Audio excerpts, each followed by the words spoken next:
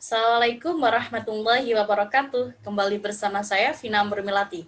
Dan di video kali ini saya akan mengulas sedikit tentang macam-macam dari versi Android dan iOS itu sendiri. Pasti yang belum tahu tetap ikutin terus ya video ini. Dan bagi yang sudah tahu jangan lupa untuk share pengetahuan kalian di kolom komentar. Oke? Kita lanjut.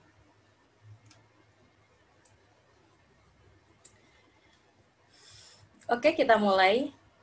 Jadi, kita akan memulai untuk penjelasan mengenai versi Android dan versi iOS itu sendiri.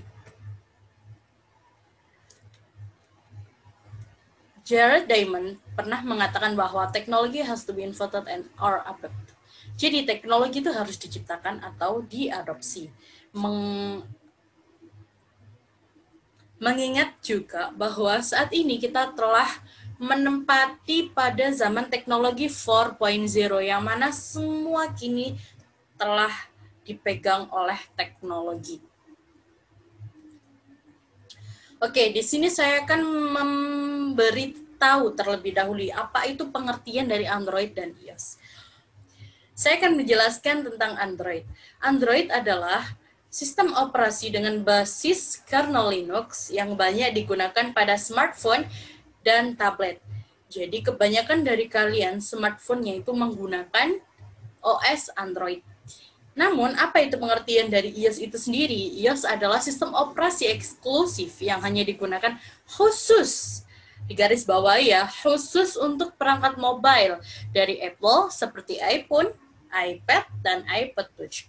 Jadi di sini iOS itu merilis sebuah sistem operasi yang mana hanya khusus digunakan untuk produk-produk Apple saja, tidak di luar dalam batasan itu. Maka dikatakan iOS adalah sistem operasi eksklusif dan khusus hanya untuk Apple seperti iPhone, iPad, dan iPod Touch. Oke, kita lanjut. Telah saya jelaskan di awal bahwa Android OS itu banyak digunakan pada smartphone dan tablet. Lalu sejarah perkembangan Android itu sendiri dimulai pada tahun 2003 dan kemudian dipinang oleh Google dan akhirnya kini dimiliki oleh Google pada tahun 17 Agustus 2005. Android sendiri hingga saat ini telah mengeluarkan banyak versi, yaitu pada tahun 2020 kini Android telah mengeluarkan 11 versi. Kita ulas dan kita bahas satu persatu. Dimulai dari versi yang pertama, yaitu Android 1.0 atau 1.0 dengan diberi nama Alpha. Alpha ini diluncurkan pada bulan September tahun 2008, yang mana pada versi Android yang baru ini telah dilengkapi dengan fitur-fitur dukungan akses web browser, streaming YouTube, pemutar media, Google Map, dan sinkronisasi dengan aplikasi Google lainnya. Kita next untuk Android yang selanjutnya yaitu Android 1.1 yang dinamakan dengan Beta. Oke. Beta ini diluncurkan pada tanggal 9 Februari 2009. Sama seperti pendahulunya, yakni Alpha, Beta juga dirilis secara komersial, yaitu hanya diperuntukkan untuk satu perangkat saja. Pembaruan ini dilakukan untuk memperbaiki bugs dan meningkatkan beberapa fitur, seperti rincian lokasi pada aplikasi Maps, serta fitur menyembunyikan dan menampilkan tombol panggilan. Untuk yang selanjutnya yaitu Android 1.5 yang dinamakan dengan Cupcake. Cupcake ini diluncurkan pada 30 April tahun 2009. Pada versi ini Android pertama kali merilis dengan nama makanan, yang mana akhirnya pada versi-versi selanjutnya Android menggunakan istilah nama makanan untuk versi Android yang telah dirilisnya. Dan ada pun beberapa fitur yang dimiliki oleh Cupcake, yaitu seperti dukungan akan rotasi layar otomatis, widget, dan keyboard virtual. Pada Cupcake, Google juga memperkenalkan SDK widget untuk developer pihak ketiga. Seperti yang telah dikatakan sebelumnya, bahwa setelah Android Cupcake akan ada versi-versi Android selanjutnya yang menggunakan nama makanan, yaitu Android 1.6, yang mana dinamakan dengan donut atau donat. Kalian tahu donat, dan gambar ikonnya pun juga sama seperti donat. Yang mana donat ini diluncurkan pada tanggal 15 September tahun 2009. Pada versi ini, Android bisa digunakan untuk perangkat mobile dengan ukuran layar berapa saja. Android Donut menambahkan fitur kolom pencarian pada antarmuka ponsel. Pengguna bisa mencari informasi di internet. Jadi, ketika kalian membuka handphone kalian, maka pada versi ini Android telah menambahkan kolom pencarian. Saya contohkan. Di sini ada kolom pencarian pada layar utama Android. Oke. Selanjutnya, pada versi ini, Donut juga menambahkan beberapa fitur, yaitu seperti presentase daya baterai, dukungan gestur, fasilitas pencarian di Android Market, atau yang sekarang kita kenal dengan Play Store. Jadi, dimulai pada Android 1.6, di sini terdapat Play Store, yang mana ini adalah app untuk belanja aplikasi atau membeli aplikasi atau mendownload aplikasi. Oke, selanjutnya yaitu Android 2.0 yang telah dinamakan dengan Eclair, yang mana diluncurkan pada tanggal 26 Oktober 2009. Eclair menjadi Android pertama yang memperkenalkan layanan navigasi Google Maps. Sistem tersebut menjadi awal mula era GPS yang sekarang bukan hanya pada smartphone, tetapi juga pada mobil-mobil modern. Jadi pada tahun 2009, pada versi Eclair ini adalah versi pertama yang meluncurkan Google Maps, yang mana kita kini sering memakainya ketika kita berjalan atau menuju suatu tempat dan kita tidak tahu arah. Ini kita tidak usah bingung, karena kita ada bantuan dari Google Maps itu sendiri. Dan versi ini terdapat beberapa fitur, yaitu seperti multi-touch, live wallpaper, perubahan tampilan antarmuka, dan dukungan browser untuk HTML5. Kita next di Android 2.2, yaitu yang dinamakan dengan Froyo. Froyo ini diluncurkan pada tahun 2010. Google juga memperkenalkan ponsel Nexus pertama yang dinamai Nexus One. Jadi pada rilisan Froyo ini, Google juga membuat handphone atau ponsel yang mana dinamakan dengan Nexus, yaitu ponsel pertama yang diciptakan oleh Google berbarengan atau bersamaan dengan diluncurkannya Android 2.2 yang dinamakan dengan Froyo. Fitur unggulan terbesar atau unggul dari Froyo ini yaitu memperbesar gambar pada galeri dengan gestur, peningkatan fitur USB tethering, dan hotspot Wi-Fi, serta dukungan animasi GIF pada web browser. Selanjutnya ada Gingerbread, yang mana Gingerbread ini adalah Android versi 2.3 yang diluncurkan pada tanggal 6 Desember 2010. Dan pada versi ini, Google telah menambahkan fitur kamera depan untuk membidik foto mandiri. Kemudian pada versi ini juga, Gingerbread memungkinkan pengguna menyentuh keyboard virtual secara berbarengan alias multi-touch. Jadi ketika kita mengetik berbarengan antara huruf A dan huruf B, kita bisa mengetiknya secara berbarengan tanpa harus kita takut untuk tidak munculnya huruf tersebut. Oke, kita next, yaitu ada Android 3.0 yang dinamakan dengan Honeycomb, yang diluncurkan pada 22 Februari 2011. Untuk sistem operasi ini mendukung kemampuan tombol virtual untuk home, back, dan menu untuk pertama kalinya.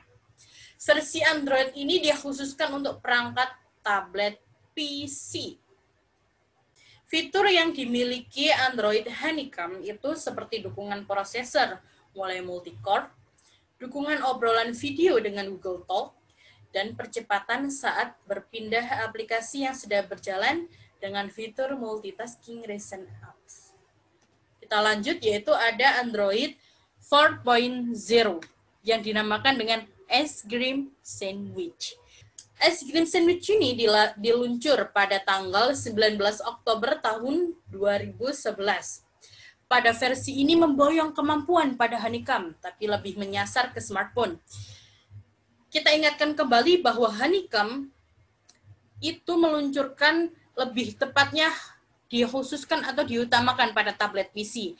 Namun pada Ice Cream Sandwich ini, ia lebih menyasar kepada smartphone.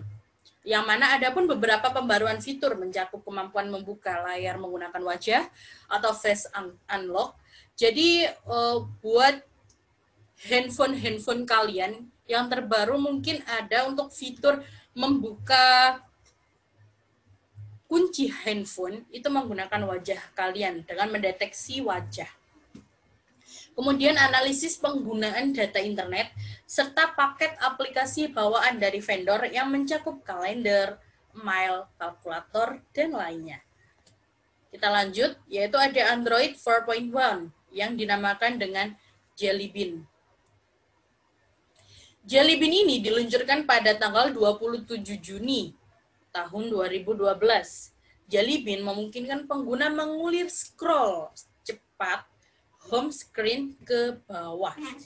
Jadi pada versi ini kalian tidak perlu ada semacam ikon home, namun di situ kalian bisa menycroll, kemudian tampil ke menu seperti itu. Di Jelly Bean juga merupakan upaya pertama Google untuk menghadirkan asisten digital yang dinamai Google Now. Pengembangan versi Jelly Bean ini lebih berfokus terhadap peningkatan performa tampilan antarmuka. Fiturnya pun terdapat keyboard yang bisa dikostumisasi oleh pengguna dan dukungan gestur pada keyboard. UI yang lebih smooth, dukungan tampilan nirkabel, widget yang bisa diatur dan disesuaikan ukurannya. Untuk yang selanjutnya yaitu ada Android 4.4, yaitu dinamakan dengan KitKat. Kalian tahu makanan KitKat itu? Jadi, KitKat ini diluncurkan pada tanggal 31 Oktober tahun 2013. Pada KitKat, Google menghadirkan perintah pencarian menggunakan suara atau disebut Oke Google. Pasti kalian tidak asing lagi dengan Oke Google. Ketika kalian ingin mencari sesuatu, Oke Google, pasti asisten Google tersebut akan menjawab. Di saat bersamaan, Google juga meluncurkan aplikasi pesan singkat yang dinamakan Hangouts untuk pertama kalinya. Namun, Hangout ini dinyatakan gagal. Karena kenapa? Karena Hangout sedikit peminatnya dibanding dengan produk-produk Google lainnya. Kemudian ada fitur yang dibawa oleh Android KitKat seperti Web Views yang berbasiskan Chromium, pengoptimalan kinerja terhadap perangkat dengan spesifikasi rendah, dan dukungan sensor batching dan step detector. Selanjutnya ada Android 5.0 yang dinamakan dengan Lollipop. Diluncurkan pada tanggal 25 Juni tahun 2004. Pembaruan yang mencolok pada Lollipop tampak dari sisi desainnya yang diperhalus dan disesuaikan dengan zaman. Di tahun 2014 sudah banyak berkembang smartphone canggih. Hingga akhirnya pada versi Lollipop ini, fitur yang ditambahkan ada user interface yang mengikuti desain Google, yaitu material design dan fitur factory reset protection untuk menjaga smartphone agar tidak direset apabila hilang. Kemudian ada di versi Android 6.0 ada Marshmallow, yang mana Marshmallow ini diluncurkan pada tanggal 5 Mei tahun 2015. Fitur Memory Manager yang memungkinkan pengguna mengecek penggunaan memori pada tiap aplikasi, rentan waktu dari 3 jam yang lalu hingga 24 jam sebelumnya. Kemudian pembaruan kedua ditilik dari pengaturan volumenya, yang mana ketika kita mengatur tombol volume, terdapat banyak pilihan volume yang akan kita besarkan atau kecilkan, seperti ada volume media, volume sistem, volume panggilan, dan lain-lain. Peningkatan keamanan yang memungkinkan vendor menyematkan sensor pemindai sidik jari. Dan fitur yang dibawa juga adalah dukungan sensor sidik jari untuk mengakses smartphone. Kemudian tata letak layar dengan dukungan multi-window, dukungan platform virtual reality, dan kemampuan dalam mengurangi pemakaian bandwidth pada mode data server. Jadi pada versi ini, pertama kalinya didukung dengan sensor sidik jari. Selanjutnya ada Android 7.0 yang mana dinamakan dengan Nugget. Dirilis pada tanggal 10 Maret 2016 atau 19 Oktober 2016. Jadi di sini Nugget itu dirilis pada tahun 2016. Dan kinerja Android ini menambahkan fitur optimalisasi baterai saat smartphone dalam keadaan mati. Android juga menambahkan fitur pengoptimal memori dengan melanjutkan Project Steve Vittel. Android ini berfokus pada peningkatan performa user interface, sehingga lebih intuitif dan penggunaan aplikasi secara bersamaan lebih banyak pada fitur multi-window. Android Nugget juga menambahkan beberapa fitur lain seperti dukungan cahaya malam atau mode malam, Keybird Default, yang dapat mengirim animasi GIF langsung dan didukung panggilan multi-endpoint. Selanjutnya ada Android 8.0 atau dinamakan dengan Oreo yang diluncurkan pada bulan Agustus tahun 2017. User interface pada Android Oreo lebih simpel karena ingin memudahkan dalam mengakses aplikasi. Pembaruan pada versi ini terdapat fitur autofill, kemudian dukungan gambar dalam gambar, dan pengoptimalan booting agar lebih cepat. Kemudian ada Android P 9.0 yang dirilis pada bulan Agustus tahun 2008. Fitur unggulan yang dimiliki oleh versi P ini adalah kemampuan AI atau kecerdasan buatan. Selain itu, fitur adaptive brightness yang akan menyesuaikan kecerahan layar secara otomatis dan dukungan pada ponsel bezel-less.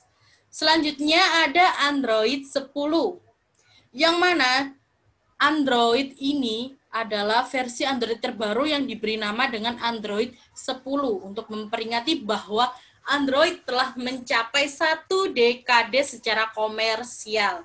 Jadi, ini adalah versi Android terakhir yang menggunakan dengan istilah nama makanan. Kemudian, pada Android 10 ini diberi nama Android 10 saja, tanpa ada jenis rilisan nama apa, seperti itu. Kemudian versi Android ini lebih berfokus pada penyempurnaan mode malam atau gelap, serta peningkatan fitur sound amplifier untuk mengatur kualitas audio.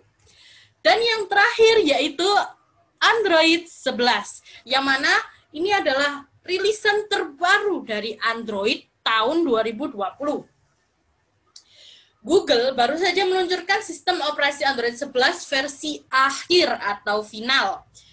OS Android 11 sendiri dibekali dengan sejumlah fitur baru seperti Bubbles, Conversation Notification, Voice Access, Media Control, Device Control, Line Team Permission, Background Location, Permission Auto Reset, Scope Stronger, dan sejumlah pemolesan di sisi desain. Jadi di sini terdapat banyak fitur seperti riwayat notifikasi yang dikumpulkan, screen recorder, kemudian rekomendasi aplikasi, pengontrol smart home di tombol daya, mode don't disturb, dan lain-lain. Ini adalah versi Android terakhir. Oke, kita telah melalui beberapa versi Android. Kini kita masuk ke versi iOS. iOS adalah sistem operasi eksklusif yang hanya digunakan khusus untuk perangkat mobile dari Apple. Karena eksklusif ini, maka harga iPhone memiliki bandrol harga yang tinggi.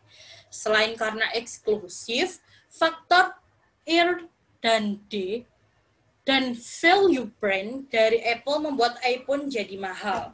Jadi jangan heran jika iPhone itu dibanderol dengan harga tinggi karena memang sistem operasinya khusus hanya dimiliki dengan produk Apple itu sendiri. Oke, ini kita bahas. Hingga saat ini, iOS telah meluncurkan 14 versi. Sekarang kita akan memperkenalkan satu persatu versi dari iOS itu sendiri. iOS 1 dirilis pada tahun 2007. Apple memperkenalkan pertama kalinya sebuah perangkat pintar atau smartphone, iPhone generasi pertama yang sering dikenal sebagai iPhone 2G. iPhone ini hadir menawarkan berbagai aplikasi bawaan yang dibuat oleh tim Apple, seperti browser, kalkulator, bahkan sampai pemutaran musik sudah hadir di iPhone OS 1. Berikut adalah gambar untuk OS 1, iOS 1. iOS ini pada versi pertama punya pembaruan yakni iPhone OS 1.1 yang membawa dukungan untuk iPod Touch First Generation. Versi akhir iOS ini adalah iOS 1.1.5 yang kemudian orang menyebutnya sebagai iPhone OS 1 saja. Jadi karena perbedaan dari Android tadi, Android menggunakan versi-versinya seperti 1.1, 1.5, 1.6 seperti itu. Namun di iOS, ia hanya menggunakan satu rilisan saja, yaitu iOS 1. Walaupun terdapat banyak pembaruan seperti iOS 1.1, 1.1.5 seperti itu. Namun iOS tetap menggunakan versi dengan menamai iOS 1 seperti itu. Kita next, ada di sini iOS 2. iOS 2 ini dirilis pada tahun 2008. iOS 2 hadir bersamaan dengan perangkat iPhone 3G, yang mana di seri ini mulai memperkenalkan toko aplikasi App Store. Di sini banyak sekali fitur yang sudah disematkan, seperti dukungan iPod Touch generasi kedua, security notes, perbaikan book, dan lainnya. Sistem ini juga sama seperti iOS 1. Karena kenapa di iOS 2 juga menghadirkan pembaruan seperti 2.1, 2.2. Selanjutnya ada iOS 3. Yang mana iOS ini dirilis pada tahun 2009. Apple juga menghadirkan penerus dari iPhone 3G, yakni iPhone 3GS. Pada versi ini terdapat peningkatan fitur, yaitu push notification, keyboard landscape, voice note, IMAP, shake to shuffle, MMS, dan kompas. Di iOS 3 ini juga terdapat pembaruan, yaitu pembaruan versi 3.1 atau 3.1 dan 3.2, seperti pada iOS 1 dan iOS 2. Kita lanjut di iOS 4. iOS 4 ini dirilis pada tahun 2010. Fitur-fitur yang telah ditambahkan yaitu kemampuan multitasking yang lebih efisien terhadap pemakaian baterai, fitur menghidupkan dan menyalakan data seluler, playlist pada iTunes yang lebih kreatif, dan juga dukungan fitur pada foto. Beberapa fitur lainnya yang hadir yaitu ada FaceTime, kemudian sinkronisasi iBooks, peningkatan kemampuan kamera, yang hadir landscape mode, dan kemampuan 5 kali digital zoom. Fitur autofocus dengan cara tap saat rekaman video juga sudah hadir di iOS 4. Jadi, Untuk selanjutnya ada iOS 5 yang mana dirilis pada tanggal 21 Juni tahun 2011.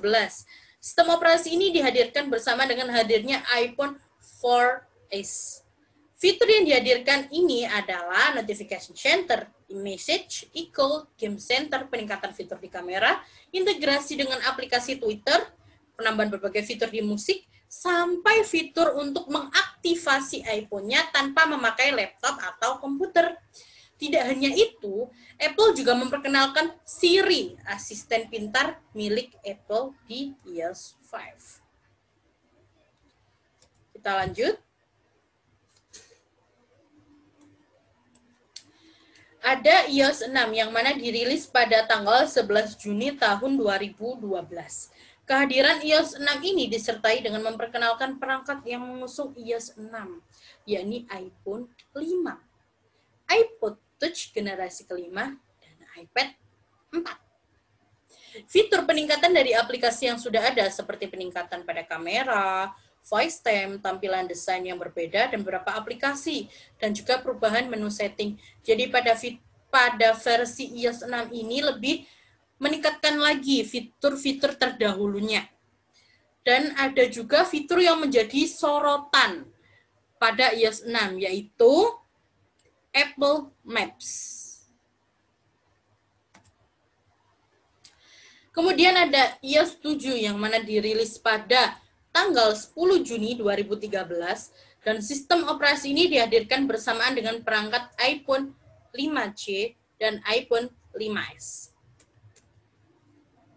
Ada juga iOS 8, yang mana pada 2 Juni 2014, Apple mengumumkan kehadiran iOS 8.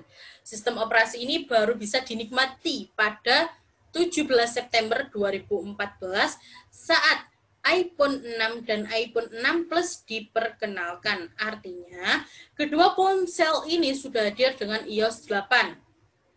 Desain iOS 8 masih mempertahankan konsep flat desain iOS 7. Hanya saja, pada versi ini, desain antarmukanya terlihat lebih flat dibandingkan antarmuka yang ada di iOS 7. iOS 8 hadir dengan beberapa fitur menarik, seperti iCloud, Drive, sistem pengetikan yang lebih cepat lewat fitur Quick Tip, aktivasi Siri dengan hanya memakai suara saja, dan juga kemampuan pesan yang lebih ditingkatkan fiturnya.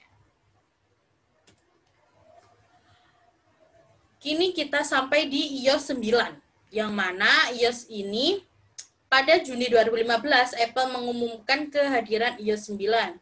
Namun, kemudian dirilisnya pada tanggal 16 September tahun 2015. Jadi, tinggal 3 bulan setelah diumumkannya, maka iOS 9 ini dirilis bersamaan dengan perangkat iPhone 6s, iPhone 6s Plus, dan iPad mini 4. Pada fitur yang ditambahkan di iOS 9 diantaranya adalah Siri, Touch ID, sistem 3D Touch, aplikasi CarPlay, serta mode slide over, serta split screen untuk perangkat iPad. Beberapa pembaruan juga dihadirkan, seperti aplikasi Note yang memiliki beberapa pembaruan dan Maps yang memiliki petunjuk arah untuk transit. iOS 10 dirilis pada tanggal 13 September 2016, dan bersamaan itu Apple juga mengumumkan dan mengeluarkan iPhone 7 dan iPhone 7 Plus, yang mana iOS 10 ini fiturnya hanya didukung penuh oleh ponsel dengan minimal prosesor A5 atau A5X yang berbasis 64 bit. Pada fitur ini menghadirkan dukungan API Siri dan iMessage untuk para pengembang aplikasi.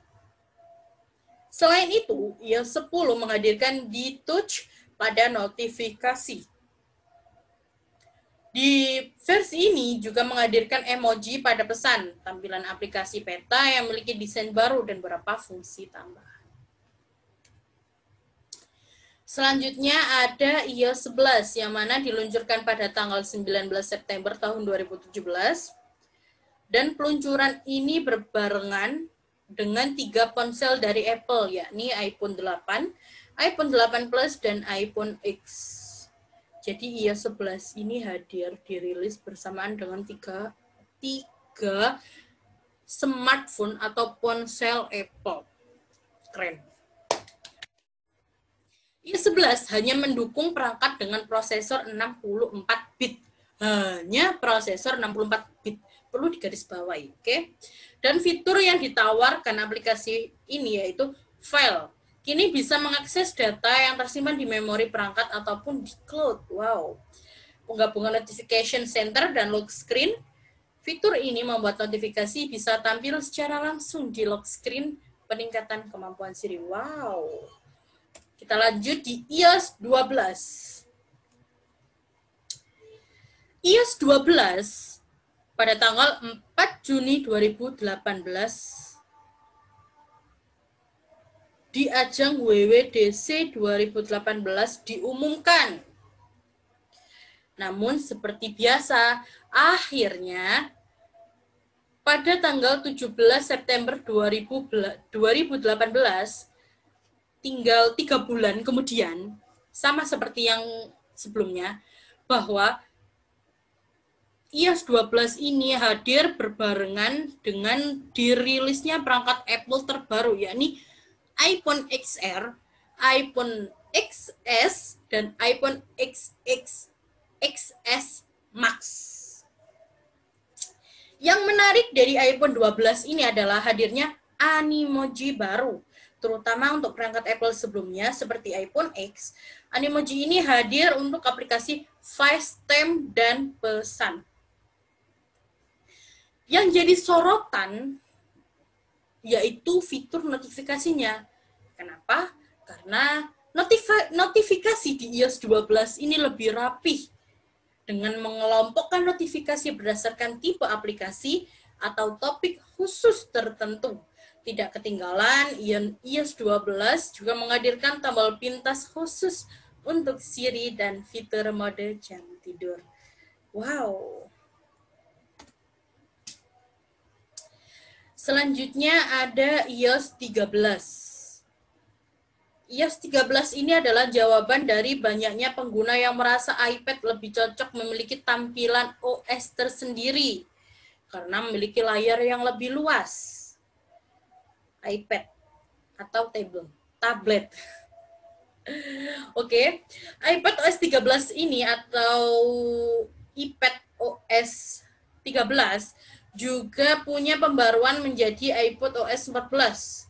Kenapa? Karena di versi terbarunya ini ada banyak fitur yang menarik, seperti fitur widget yang didesain ulang sehingga bisa memanfaatkan ruang dan layar yang lebih besar.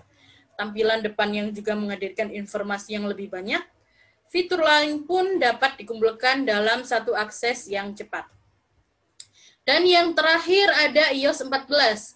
Pada tahun 2020, Apple menghadirkan iOS 14 dengan beragam fitur. Fitur-fiturnya yang dihadirkan seperti tampilan layar home yang bisa didesain ulang, dan pengguna bisa menambahkan widget. Dan pada iOS 14 ini juga hadir App Library yang berfungsi untuk mengatur berbagai aplikasi agar lebih sederhana, dan juga fitur Picture in Picture, sebuah fitur yang dapat menonton video sambil menjelajahi aplikasi lain. Wow, keren. Dan ini adalah daftar pustaka yang saya ambil untuk materi ini. Terima kasih dari saya. Wassalamualaikum warahmatullahi wabarakatuh. Semoga bermanfaat. Bye-bye.